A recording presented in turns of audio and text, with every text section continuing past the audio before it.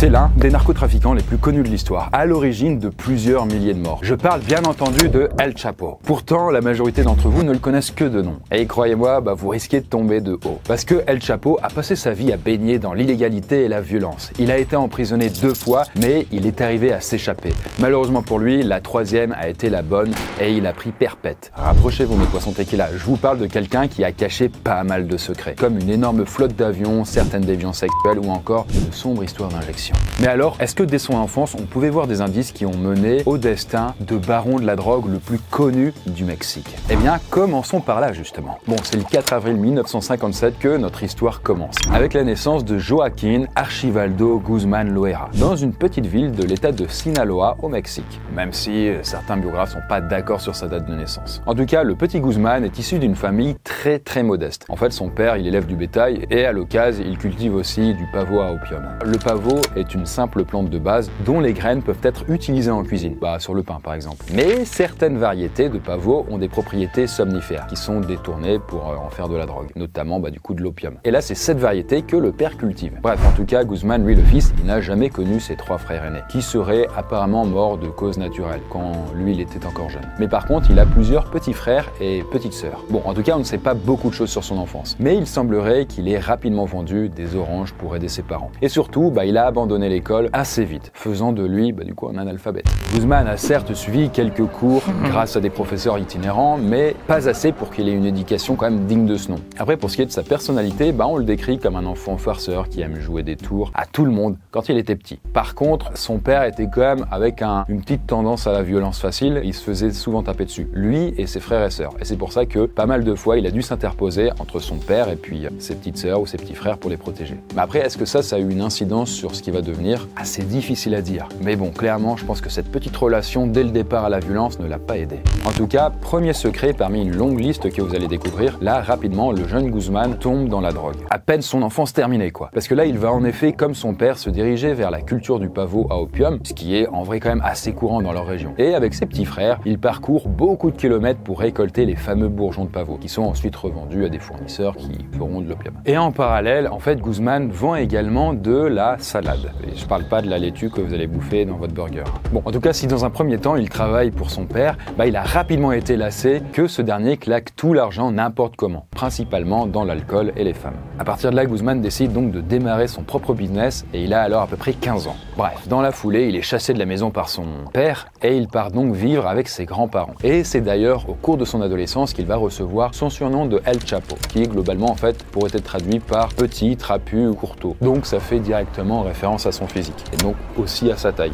El Chapo va donc avoir des ambitions assez différentes de la plupart des gens de son village, ainsi que des environs, qui passent souvent leur vie ici. Honnêtement, il voit vraiment beaucoup plus grand. Et c'est donc là que son oncle, Pedro Avilés Pérez, entre en jeu. Parce qu'en fait, cet oncle-là n'est autre que l'un des pionniers du trafic de la drogue mexicain, et de grande ampleur. Et là, alors que El Chapo, à la vingtaine, il va être pris sous l'aile de son oncle. Et à partir de là, il va mettre le pied dans un cartel, celui de Guadalajara, et alors sa vie va changer du tout au tout. Bien, nous sommes au début des années 1970 et Guzmán, alias El Chapo, s'installe donc pour de bon au sein de son nouveau cartel. Là, il se lie d'ailleurs rapidement d'amitié avec un autre narcotrafiquant avec qui il travaille, un certain Héctor Luis Palma Salazar. Ensemble, ils vont superviser l'acheminement de divers marchandises en provenance de l'état de Sinaloa, donc là où ils sont nés, jusqu'aux États-Unis. Et c'est à cette période que les choses commencent à changer pour l'ensemble des cartels mexicains, qui vont alors inonder le sud des États-Unis de drogue. D'autant plus que certains cartels, comme celui de El Chapo, travaillent de temps en temps main dans la main avec des cartels colombiens pour une plus grande efficacité. Et vu que Guzmán fait rapidement ses preuves, il devient l'un des hommes de confiance de Miguel Ángel Félix Gallardo. C'est ni plus ni moins que celui qui est considéré comme le fondateur du cartel de Guadalajara. Bon, en entamant notre deuxième secret, là, faut savoir que si El Chapo grimpe les échelons et rapidement, il a des hommes sous ses ordres, il peut sans aucun problème s'occuper du sale boulot lui-même. Qu'est-ce que je veux dire par là? Simplement qu'il peut faire preuve d'une cruauté assez poussée. Parce que, en effet, il n'est pas rare qu'il se serve d'objets comme un allume-cigare ou même d'un fer à repasser pour torturer ses victimes. D'ailleurs, Guzmán attache également des personnes à des poutres pour les frapper pendant des heures et des heures avec des branches ou alors des crosses d'armes de fusil d'assaut. Et il laisse parfois pourrir certains pendant plusieurs jours dans des cabanes ou des poulaillers par exemple, avec les os complètement brisés ou même le corps démantibulé. Et je précise, ça peut arriver qu'il ne soit pas mort dans cet état-là.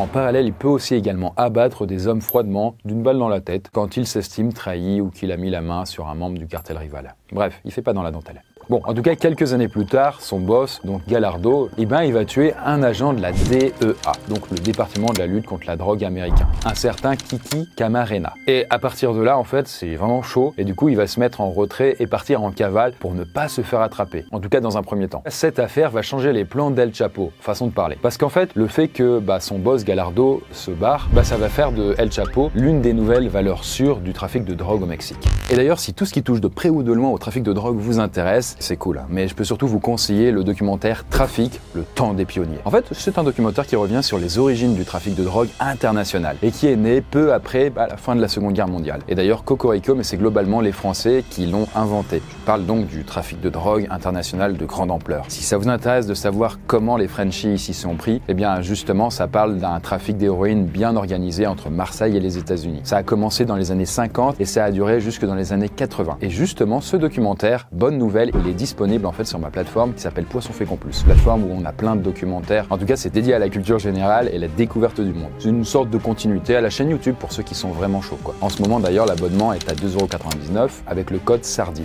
Donc c'est peut-être le moment parfait pour vous lancer et approfondir vos connaissances. Reprenons, on en était où avec El Chapo ? En tout cas, après plusieurs années de cavale, Gallardo se fait enfin choper. Et là, si les autorités l'accusent toujours du meurtre de l'agent en question, lui de son côté, il nie tout en bloc. Et c'est en tout cas à ce moment-là qu'El Chapo va décider de rejoindre un autre cartel. Et là, c'est l'un des plus connus du monde, celui de Sinaloa. Et d'ailleurs, si vous avez vu ma vidéo sur c'est quoi le pire entre être un yakuza ou être dans l'un des pires cartels du monde, eh bien, je parle de celui de Sinaloa. Bon, en tout cas, contrairement à plusieurs idées reçues, alors non, ce n'est pas El Chapo qui a fondé le cartel de Sinaloa, parce qu'il date de la fin des années 60. Alors après, certes, c'est quand même avec l'arrivée d'El Chapo en son sein que les choses vont vraiment level up, et que ce cartel va vraiment rentrer dans une autre dimension. Mais c'est pas lui qui l'a créé. En tout cas, à ce moment-là, quand il le rejoint, faut savoir que le cartel de Sinaloa, il exporte principalement de la salade, la fameuse salade dont on parlait. Mais l'arrivée d'El Chapo va faire de ce cartel un fer de lance d'un business beaucoup plus juteux et beaucoup plus étendu. En fait, son arrivée dans ce cartel marque, si on peut dire, ses débuts en tant que narcotrafiquant connu dans le monde entier. Et alors qu'il n'a que 30-35 ans, El Chapo atteint le poste et qu'il convoite tant en devenant le boss du cartel de Sinaloa. Et il le fait à côté d'Ismael El Mayo Zambada. En gros, il dirige à deux le cartel, quoi. Et à ce moment-là, faut vraiment vous imaginer, mais on estime les effectifs du cartel à près de 50 000 personnes. Même si, bien évidemment, aucun registre officiel ne peut être sûr à 100%. En tout cas, la plus grande innovation d'El Chapo, en fait, sa plus grande arme, cette technique qui va complètement changer le trafic de drogue, eh bien, ce sont les tunnels. Parce qu'en fait, passer par la route pour faire transiter de la drogue entre le Mexique et les États-Unis, c'est quand même dangereux. Il s'est dit, mais pourquoi pas passer sous la terre, tout simplement? Et alors, Guzman, il va être malin, il va s'entourer de quelques architectes qu'il va envoyer en Allemagne pendant quelques temps pour qu'ils se forment. Et là, ensuite, une fois qu'ils sont bien déter, ils reviennent au pays avec le nouveau savoir-faire mis en application à créer des tunnels qui vont être éclairés et ventilés et qui vont commencer à relier les deux pays. Après, s'il est impossible de savoir combien il en a fait construire, on estime quand même qu'il y en a des dizaines. D'ailleurs, les systèmes pour y accéder sont assez complexes. Par exemple, dans la maison d'un des avocats du cartel, il faut actionner un robinet à l'extérieur de la propriété et alors le robinet va dévoiler une trappe cachée sous une table de billard dans le salon. Ensuite, si vous rentrez dedans, il vous faut quelques minutes pour relier Agua Prieta au Mexique à Douglas, donc une ville aux États-Unis. Et si on le sait, ça c'est parce que ce tunnel va être découvert quelques temps plus tard par les autorités. Mais parmi les tunnels découverts, il y en a aussi d'un de 1,3 km de long, creusé à près de 20 mètres de profondeur et faisant à peu près 1,70 m de haut pour 60 cm de large. Et lui, il relie la zone industrielle de Tijuana à San Diego aux États-Unis. Mais figurez-vous que ce savoir-faire aura une autre utilité que juste faire passer de la marchandise. Mais ça, on y reviendra plus tard. Parce que la prochaine chose dont je vais vous parler est à prendre avec beaucoup de pincettes. Mais figurez-vous qu'en fait, le cartel de Sinaloa et la CIA pourraient être reliés. Parce qu'en effet, dans les années 80, le marxisme commence à prendre un peu de place en Amérique du Sud. Et notamment au Nicaragua. Ce qui plaît pas trop aux États-Unis qui sont vraiment anticommunistes au possible. Et d'après certaines personnes, comme par exemple le journaliste d'investigation Anabel Hernandez, eh bien la CIA a vu en l'explosion des cartels le moyen parfait de financer ses opérations anti-guérilla. Parce que ouais, en fait, la CIA aurait apparemment passé un accord avec des narcotrafiquants mexicains pour faciliter le transport de la coke depuis la Colombie jusqu'aux États-Unis. Et en contrepartie, bien sûr, une partie de la thune générée massivement, évidemment, ils s'en servent pour le donner directement en fait à des gens qui vont empêcher le marxisme d'apparaître dans les pays d'Amérique du Sud. Et entre-temps, l'ami d'El Chapo, dont je vous parlais plus tôt, Salazar, qu'il avait suivi dans le cartel de Sinaloa, il se fait arrêter d'une façon assez spéciale. Parce qu'en effet, alors qu'il se trouvait à bord d'un jet privé, l'appareil va connaître un problème et doit atterrir en catastrophe. Mais le souci pour lui, c'est que des militaires mexicains sont arrivés à le choper suite au crash de son appareil. Et le type qui a joué un rôle essentiel dans son arrestation, c'est un certain Rebolo, qui est un militaire mexicain quand même de renom, mais dont je parlerai un peu plus tard parce que ça va vous étonner. En tout cas, Guzman, donc El Chapo, lui de son côté, il a de plus en plus de pouvoir, de plus en plus de moyens. Et il devient petit à petit la référence du trafic de drogue. En fait, pour lui, c'est simple, aucune arrestation n'est en vue et l'argent continue de couler à flot grâce à tous ces trafics. Et d'ailleurs, avec tout cet argent, Guzman s'est offert beaucoup de maisons, beaucoup de ranchs et il vit quand même la belle vie, en tout cas façon de parler. D'ailleurs, sachez-le, mais il avait également son propre mini-zoo à Guadalajara. Juste pour lui. Un zoo composé quand même de panthères, de tigres, de lions ou même de daims. Et lui, son petit kiff, c'est de parcourir ce zoo en petit train, façon un peu Europa Park ou Disneyland, tout simplement. Après, Guzman avait également des dépenses un peu plus fantaisistes, comme ce pistolet incrusté de diamants, où l'on retrouve ses initiales d'ailleurs, JGL, Joaquin Guzman Loera. En tout cas, quand on parle de richesse, de luxe, peut-être qu'on se met à penser à un pays, la Suisse. Eh bien, figurez-vous que ce sera là-bas que je vous emmènerai pour le dernier secret qui sera en fin de vidéo. Parce que là, ce qui nous attend, nous, c'est de voir comment El Chapo a fait en sorte de level up son cartel pour qu'il prenne une dimension totalement mondiale. Et oui, parce qu'en fait, plus le temps passe, plus le cartel de Sinaloa est puissant. Et plus, du coup, il se met à exporter de la drogue en quantité industrielle. Que ce soit la salade, la coke, la méthamphétamine, l'héroïne ou même le fentanyl. Bref, le cartel d'El Chapo diversifie de plus en plus son catalogue et continue d'inonder le Mexique et bien entendu les États-Unis. En fait, à cette époque, les hautes instances des États-Unis considèrent le cartel de Sinaloa comme ni plus ni moins que la plus grande et la plus puissante organisation de narcotrafiquants au monde. Les choses sont dites. Et beaucoup s'accordent à dire que ce cartel est encore plus dangereux que le cartel de Medellín d'Escobar, quand il était à son apogée. Et justement, en plus des tunnels qui permettaient de faire passer rapidement de la drogue, El Chapo peut aussi s'appuyer sur une autre force qui se trouve dans les airs. Parce que en fait, on estime que le narcotrafiquant possède une flotte de près de 600 véhicules, comptant des hélicoptères et même des avions. Et encore, ce chiffre ne se base que sur les appareils qui seront saisis par les autorités mexicaines bien plus tard. Parce que la plupart de ces 586 avions, très précisément, seront des petits appareils comme des Cessna. Même s'il ne paye pas de mine comme ça, il vaut quand même 700 000 balles. Alors il n'est pas très grand, mais on peut quand même faire rentrer un pilote et surtout, on peut faire rentrer, ce qui est le plus intéressant, 500 kg de marchandises illégales par vol. En fait, il a tellement d'avions que le nombre de véhicules aériens qu'il possède est 5 fois plus élevé que la plus grande compagnie aérienne du pays. Ça n'a aucun sens quoi. D'ailleurs, en plus de ces avions, El Chapo possède également des hélicos, mais aussi des bateaux, des trains de marchandises et même un sous-marin. Après, côté famille, il faut savoir qu'El Chapo a eu plusieurs femmes, 3 dont on est sûr quand même, et une 4e qui est plus ou moins supposée. Du côté des enfants, là, c'est assez compliqué de savoir combien il en a eu exactement, parce que la plupart des biographes et des journalistes sont d'accord qu'il en a eu à peu près une dizaine, connus, dont certains ont suivi un peu les traces de leur illustre père dans le crime. Mais après, il n'est pas impossible, qu'il ait eu des rejetons, vu que, il a eu énormément de rapports. Car en fait, El Chapo a un rapport assez particulier avec le sexe, au sens large. Mais j'y reviendrai plus tard, parce que comme je l'ai dit plus tôt, il a aussi un rapport assez particulier à la violence, qui est très clairement le vrai fil rouge de sa vie. Je me rappelle d'une fois où M. Guzman a ordonné à ses hommes de traîner un prisonnier par terre, les mains attachées, un bandeau sur les yeux. M. Guzman lui a ensuite posé des questions et, lassé, il a sorti son pistolet, a mis une balle dans la chambre de l'arme et après avoir hurlé « Espèce d'enculé !», il l'a abattu. Une autre fois, on a ramené des membres d'un cartel rival à M. Guzman, qui s'est fendu d'un « Il nous envoie un cadeau ». La suite, des coups de bâton si violents qu'ils ont transformé le corps de ces hommes en vulgaires poupées de chiffon. Ces hommes ont finalement été tués, puis brûlés dans une espèce de fosse. Mais M. Guzman a ordonné à ses hommes qu'au petit matin suivant, il faudrait retourner sur place pour broyer les os des cadavres afin de ne laisser aucune trace. Et sachez-le, mais en 1993, la route des cartels va croiser celle de l'église. En fait, le cardinal mexicain du nom de Ocampo est en effet sur le parking de l'aéroport de Guadalajara, où il attend un envoyé du Vatican. Et là, alors qu'il est dans sa bagnole, il va être criblé de 14 balles et en mourir. Là, rapidement, l'enquête gouvernementale a conclu qu'il était au mauvais endroit au mauvais moment, alors qu'il y avait deux cartels rivaux qui s'affrontaient. C'était vraiment une balle perdue, 14 balles perdues du coup. Et en réalité, s'il s'est fait cribler de balles, c'est parce qu'il aurait été confondu avec notre fameux El Chapo, qui, je le rappelle, ressemble quand même un peu à ça, alors que le cardinal, eh bien, ressemblait à ça. J'avoue, de loin, dans une bagnole, ils ont peut-être confondu. Néanmoins, d'autres sources affirment que le cardinal aurait en réalité été assassiné sur ordre du gouvernement parce qu'il s'apprêtait à révéler certains secrets. Et en vrai, c'était pratique de mettre ça sur le compte de cartel de drogue, il n'y avait pas trop de bavure quoi. En tout cas, pour en revenir à El Chapo, il est sûr et certain qu'il a été victime de tentatives de meurtre, mais ça n'a pas fait l'objet d'enquêtes précises. Donc il est impossible de savoir à quel point il a échappé à la mort et surtout combien de fois exactement. Mais quelques mois plus tard, après cet événement avec le cardinal, eh bien El Chapo va voir sa vie complètement basculer. Alors qu'il n'a que 36 ans, c'est un coup d'arrêt net pour Guzman, qui n'est pas tué mais arrêté au Guatemala. En fait, rapidement, il va être extradé,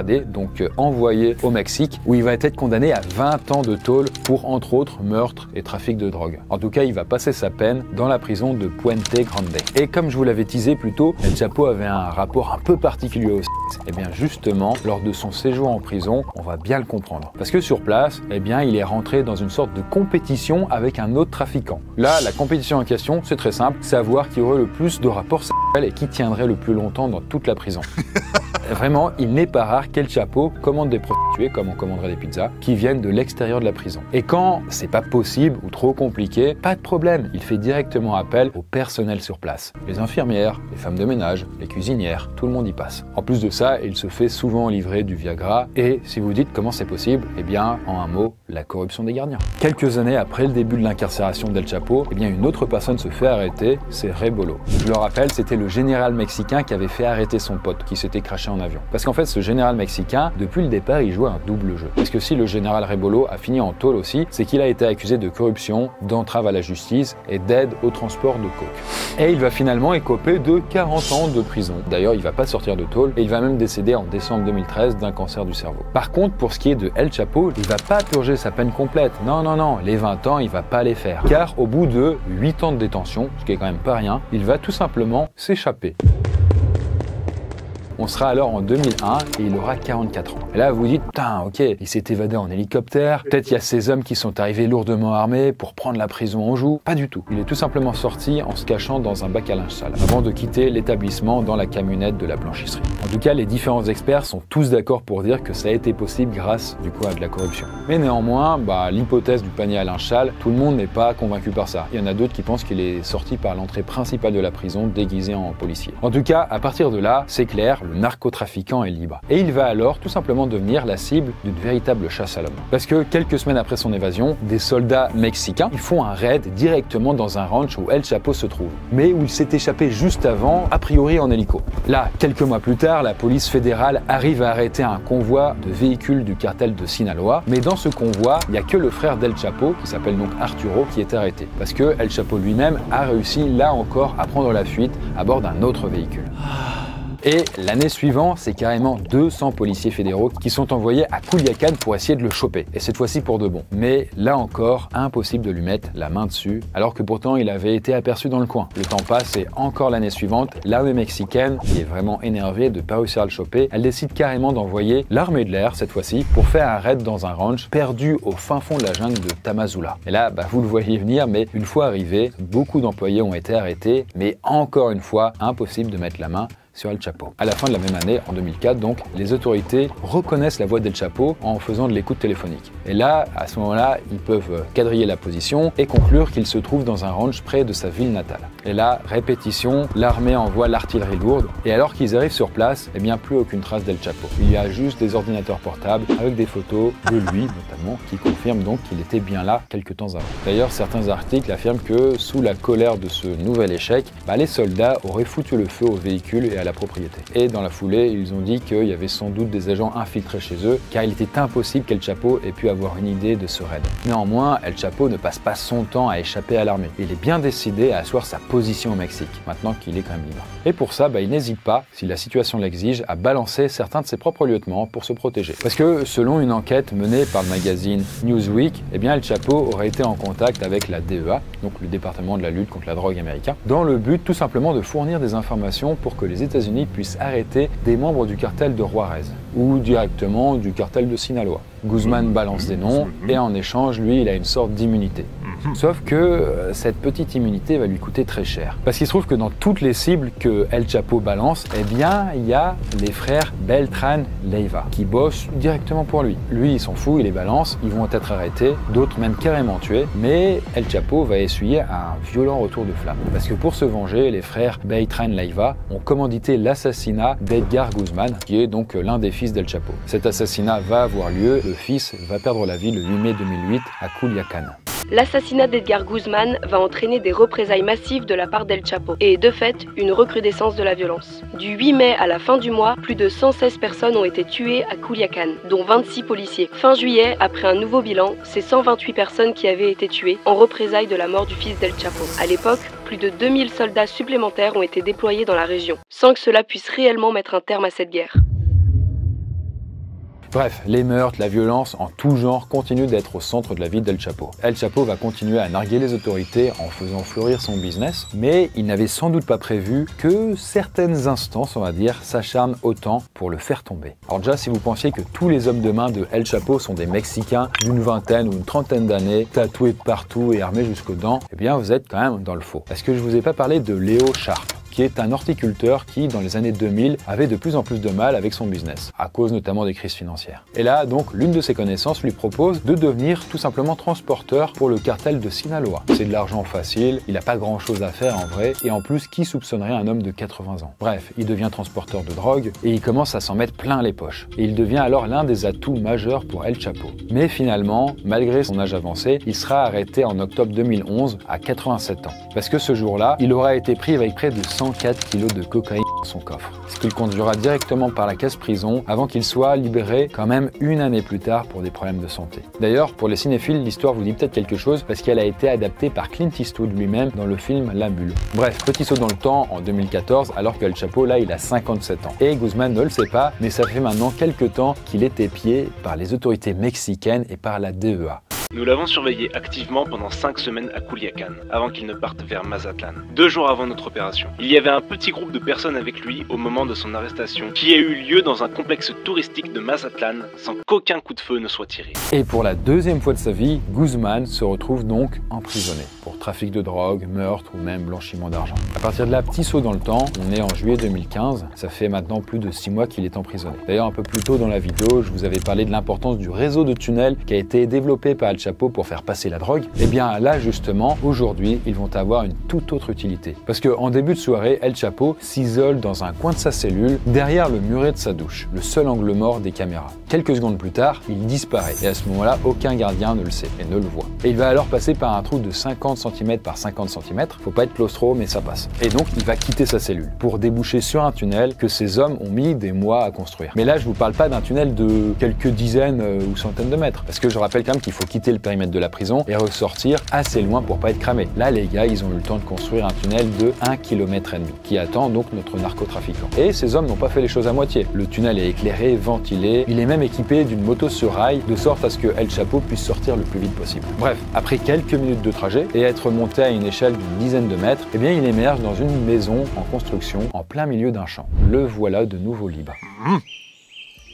Et là, il y a peut-être une question que vous vous posez depuis plusieurs minutes. Eh bien, c'est combien El Chapo brasse d'argent avec tous ces trafics? Alors là, après, on parle quand même d'un business complètement illégal. Donc c'est quand même compliqué d'avoir une vraie somme. Son chiffre d'affaires n'est pas public. Néanmoins, on estimerait quand même que sa fortune, au sommet de sa carrière en tout cas, était largement de plus d'1 milliard d'euros. Même s'il y a d'autres sources qui lui prêtent encore plus de thunes. Mais en tout cas, si vous pensez que c'était quand même beaucoup 1 milliard, eh bien, c'est rien par rapport à un autre baron de la drogue qui était mondialement connu, Pablo Escobar. Parce que la fortune de Escobar a été estimée à plus de 30 milliards de dollars. D'ailleurs, Escobar faisait partie à un moment du top 100 des personnes les plus riches au monde. Ça, c'était en 87. Et il restera d'ailleurs dans ce classement pendant 7 ans, jusqu'à sa mort en 93. En tout cas, pendant cette cavale, enfin cette nouvelle cavale, devrais-je dire, figurez-vous qu'El Chapo, qui à ce moment-là est l'un des hommes les plus recherchés au monde, eh bien, il donne une interview à Sean Penn. Sean Penn, si vous ne le savez pas, c'est un acteur américain qui accessoirement a remporté 2 Oscars du meilleur acteur pour les films Mystic River et Harvey Milk. Et c'est surtout un activiste. Parce qu'en décembre 2002, déjà, il s'est rendu à Bagdad Bagdad, où il a rencontré le vice-premier ministre irakien de Saddam Hussein, parce que Sean Penn était tout simplement contre la guerre en Irak et il voulait le faire savoir. Et là, en tout cas, du côté de sa rencontre avec El Chapo, elle a été possible grâce à Kate Del Castillo, une actrice qui voulait réaliser un film sur le narcotrafiquant. Et donc bref, Sean Penn et Kate, après être partis discrètement des États-Unis pour arriver au Mexique, ils peuvent le rencontrer en personne en octobre 2015.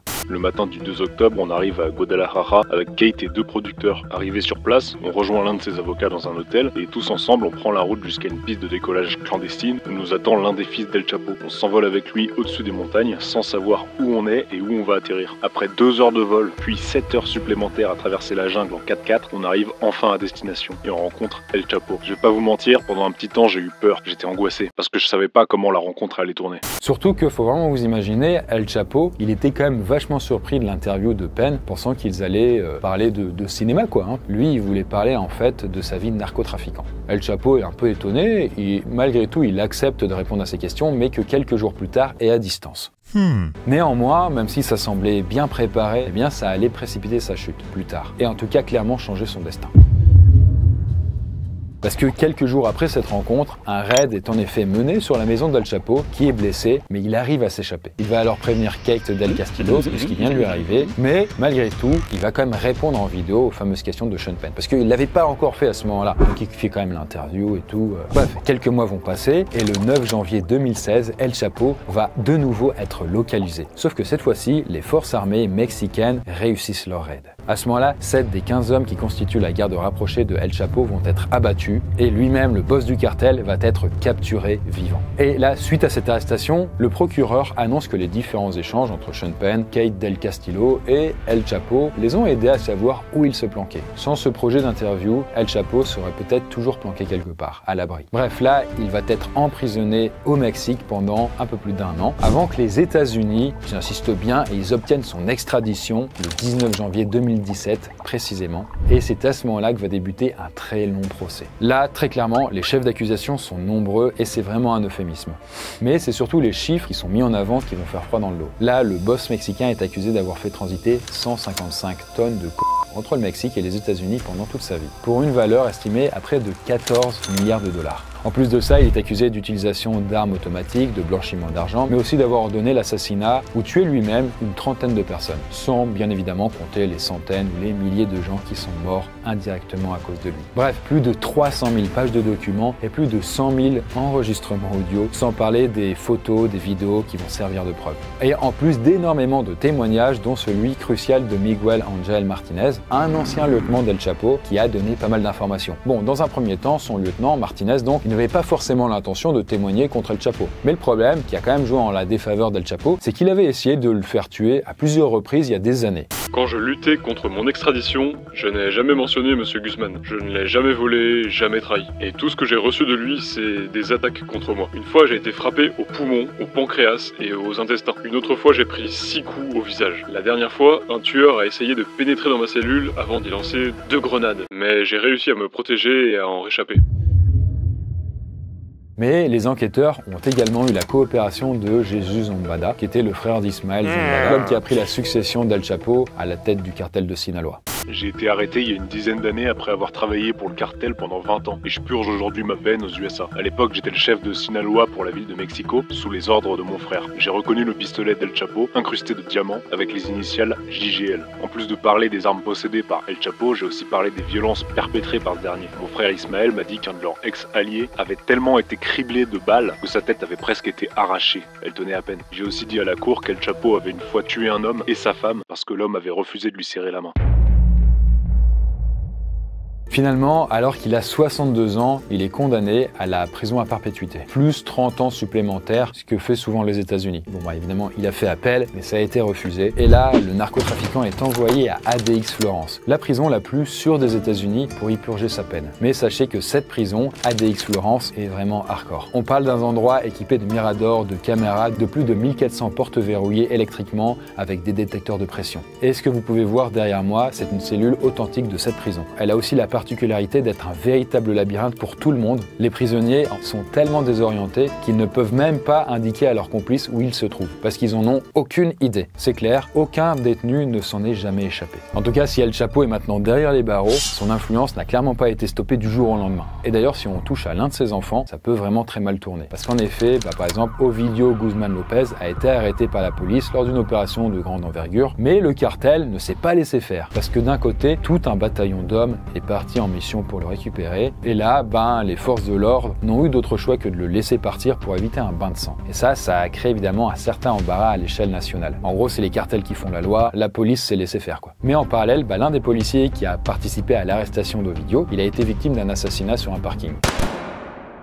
Parce qu'à ce moment-là, quelques hommes armés sont allés à sa rencontre et ont vidé plus de 150 balles sur lui en quelques secondes avant de prendre la fuite. Mais avant de terminer la vidéo, laissez-moi vous parler du tout dernier secret. Parce que pour clôturer le côté extravagant d'El Chapo, là on se dirige en Suisse pour évoquer quelque chose que son fameux lieutenant, donc Martinez, qui avait témoigné contre lui, a également balancé lors du procès. Parce qu'en effet, El Chapo se serait rendu sur place, très discrètement, quelque part en Suisse, mais ce qu'il a raconté en tout cas, c'est qu'il est parti là-bas pour s'offrir une sorte de cure de jouvence en se faisant injecter des cellules pour rester jeune. Alors bien sûr, c'est une info à prendre avec beaucoup de pincettes, ça vient que d'un homme, c'est impossible à prouver, il a réussi à supprimer toutes les preuves, à part Martinez. Après, est-ce que c'est si étonnant de quelqu'un du coup qui était autant attiré par le fait de vouloir vivre à tout prix? Peut-être pas. Alors bon, en tout cas, le temps est passé et maintenant, El Chapo est emprisonné depuis plus de 8 ans dans cette prison-là et il est probable qu'il n'en ressorte jamais. En tout cas, en parallèle, le cartel de Sinaloa, à présent dirigé par un nouveau baron, continue malheureusement de faire la loi au Mexique, ce qui coûte par extension la vie d'énormément de personnes.